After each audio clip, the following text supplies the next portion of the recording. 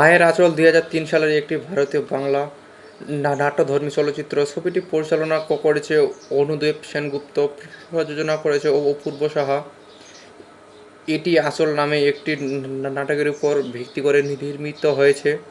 ছবিটি প্রধান ভূমিকায় অভিনয় করেছে প্রসেনজিৎ চট্টোপাধ্যায়, রঞ্জিত মল্লিক এবং রচনা চট্টোপাধ্যায় এবং প্রিয়া সেনগুপ্ত।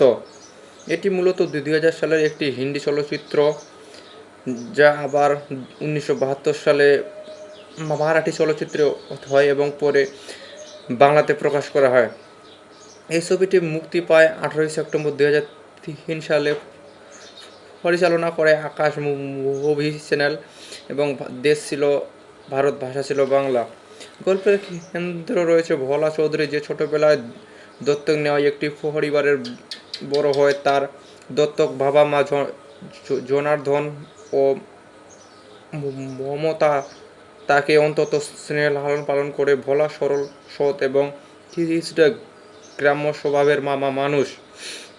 পরবর্তীতে ভোলা জীবনে প্রেম আসে রূপার মাধ্যমে। একই সঙ্গে সে নিজের প্রকৃত পরিবার এবং অতীত সম্পর্কে জানতে পারে, যা তার জীবনে নতুন দ্বন্দ্ব এবং আবেগের সৃষ্টি করে।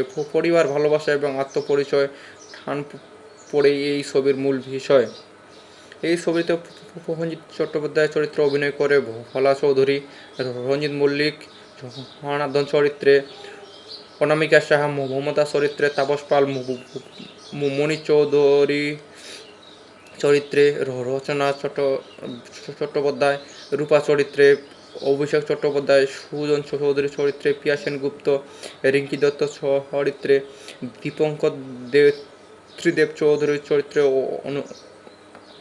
অভিনয় করে।